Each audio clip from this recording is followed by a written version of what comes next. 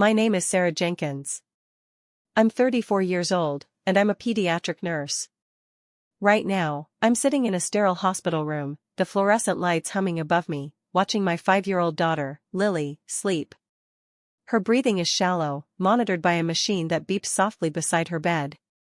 Just hours ago, she was seizing, her small body convulsing violently. My sister, Clara, sat in the waiting room, wringing her hands, her face a mask of concern, telling anyone who would listen how worried she was about poor little Lily. She even tried to offer me a cup of her calming herbal tea, the same tea she always insisted on making for Lily. I remember gripping the armrest of my chair, my knuckles white, a cold dread settling in my stomach as Dr. Evans walked in, his expression grim. He looked at me, then at Lily, and said, "Sarah, we found something unusual in her system. A significant amount of diphenhydramine." My sister, I would soon discover, had been systematically poisoning my child. And the worst part? I had almost let her get away with it. To understand how I could have missed something so insidious, you need to know Clara.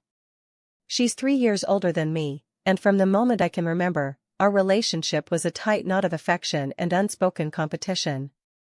Clara was always the fragile one, the one who needed more attention, who struggled a little more. Our parents, bless their hearts, always tried to balance it, but Clara often interpreted any success of mine as a personal slight. If I got a good grade, she'd complain of a headache. If I got a promotion at work, she'd be suddenly overwhelmed by her own job, hinting that she needed more support. As a pediatric nurse, I'm trained to look for patterns, to notice the subtle signs, but with Clara, I always dismissed them as part of her sensitive nature. After Lily was born, and especially after my divorce 2 years ago, Clara became almost obsessive in her helpfulness. She'd drop by unannounced with casseroles, insist on cleaning my house, and often, she'd volunteer to watch Lily. I was grateful, truly. Being a single mom and working full-time was exhausting, and Clara was family. She'd always bring her special blend of immunity-boosting herbal tea, a dark, pungent concoction she swore by. She'd make a big thermos of it, insisting I drink it, and especially insisting Lily have a small cup, diluted with honey. "It'll keep the daycare germs away," she'd always say, her eyes earnest. I thought it was just one of Clara's quirks. I thought she genuinely cared. The first time Lily got truly sick, it was a few months ago. A sudden fever, extreme drowsiness, and a strange, almost vacant look in her eyes. I took her to urgent care, explaining her symptoms. The doctor thought it was a particularly nasty viral infection. Lily recovered after a few days, but the episode was unsettling. Clara, of course, was right there, bringing over her tea, clucking over Lily, and telling me I looked worn out and needed more help. "You know, Sarah," she'd said, stirring sugar into her tea, "if you ever needed a live-in nanny, I could totally do it. I just love taking care of Lily." I laughed it off, but the suggestion had felt heavy, almost like a demand.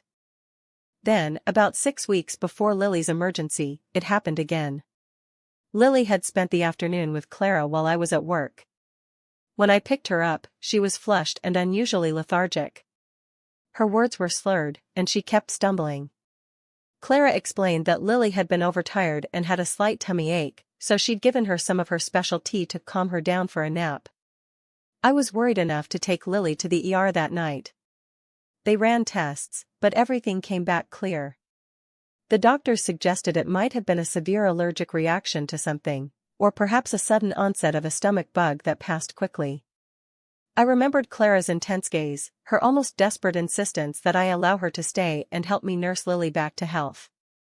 She even brought another thermos of her tea, which I, for some reason, let Lily sip. That second incident started to prick at me. My nursing instincts, usually so reliable, were screaming that something wasn't right, but my sisterly loyalty kept shutting them down. I started to notice a pattern. Lily's most severe episodes of unexplained illness always seemed to follow a visit from Aunt Clara, and almost always involved her special tea. I began to subtly decline the tea myself, making excuses, but Clara was persistent with Lily. "Just a little cup, sweetie," she'd coo, "it'll make you strong like Auntie Clara." I even tried to suggest different teas, but Clara would always say, "Oh, but my blend is unique." It's got all the good stuff. What I didn't understand yet was the good stuff she was referring to. The day Lily had her seizure, Clara had been at our house all morning. I had a late shift, and Clara had offered to get Lily ready for daycare. When I came home that evening, Lily was already asleep on the couch, which was unusual. Clara explained that Lily had seemed a little off all day, so she'd given her a stronger dose of the calming tea and put her down for an early nap. Within an hour, Lily woke up screaming, her eyes wide and unfocused, her small body shaking uncontrollably. I scooped her up and rushed her to the hospital, Clara following close behind, still playing the concerned aunt. When Dr. Evans told me they found diphenhydramine in Lily's system, the world tilted. Diphenhydramine. It's an antihistamine, often found in over-the-counter sleep aids and cold medications. In small doses, it can cause drowsiness. In large doses, especially in a small child, it can be toxic, causing hallucinations, seizures, and even coma. My mind raced back through every unexplained illness, every time Clara had been around, every single cup of that special tea. The pieces clicked into place with a sickening thud. Clara wasn't just trying to be helpful, she was deliberately making my daughter sick. She wasn't trying to boost immunity, she was poisoning her. The image of Clara's earnest, almost desperate eyes as she insisted Lily drink her tea, shifted in my memory, becoming sinister. I felt a wave of nausea, a cold fury unlike anything I'd ever known. My own sister. I looked at Lily, so small and vulnerable in that hospital bed, and a fierce resolve hardened inside me. I had to protect her. I had to expose Clara. I thanked Dr. Evans, maintaining a calm exterior, and asked him to ensure all toxicology reports were thoroughly documented. I then excused myself, telling him I needed to call my parents. Instead, I called Detective Miller, a family friend who worked in the precinct's Special Victims Unit. I explained everything, my voice steady despite the tremor in my hands, detailing the pattern, the tea, and now, the definitive medical evidence. He listened patiently, then advised me to keep Clara close, but not to confront her. Over the next few days, while Lily slowly recovered, I put on a performance worthy of an Oscar. Clara was still at the hospital, hovering, bringing me coffee, offering to stay the night. I feigned exhaustion and gratitude, letting her believe I was too overwhelmed to think clearly. "Clara," I said, my voice soft, "I'm so grateful for you.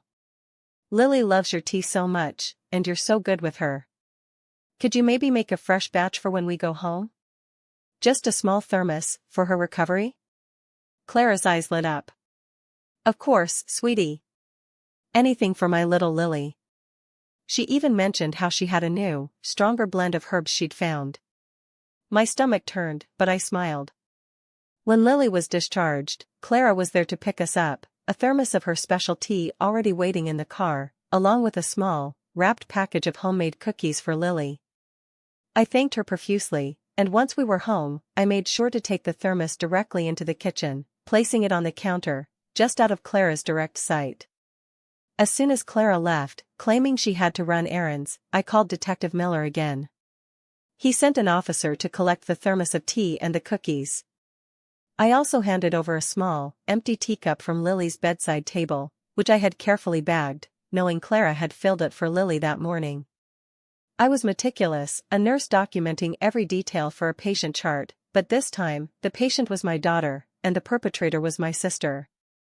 The waiting was agonizing. Clara called me constantly, checking on Lily, offering to come over. I kept her at arm's length, using Lily's need for quiet rest as an excuse. 2 days later, Detective Miller called. The lab results were back. The tea in the thermos contained a dangerously high concentration of diphenhydramine. The cookies, too, had traces. It was enough to sedate an adult, let alone a 5-year-old. He told me they had enough to proceed.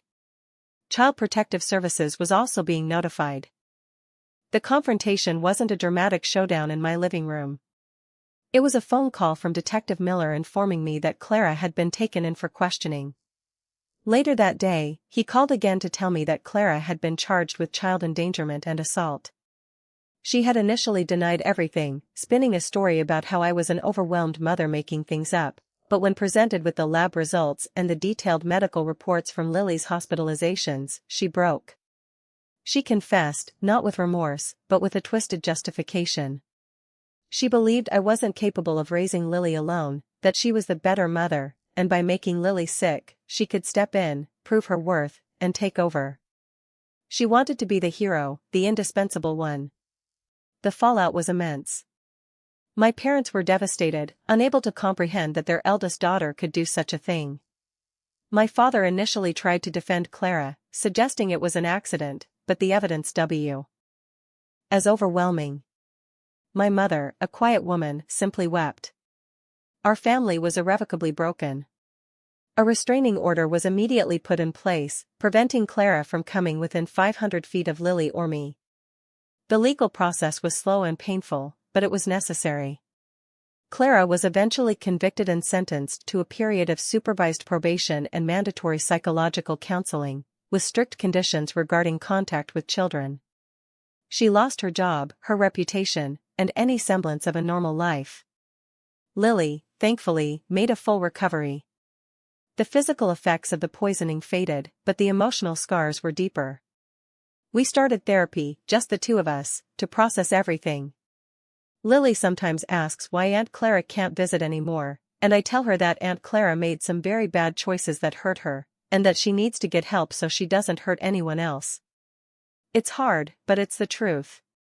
We've had to rebuild our sense of safety, our trust in the world, one day at a time.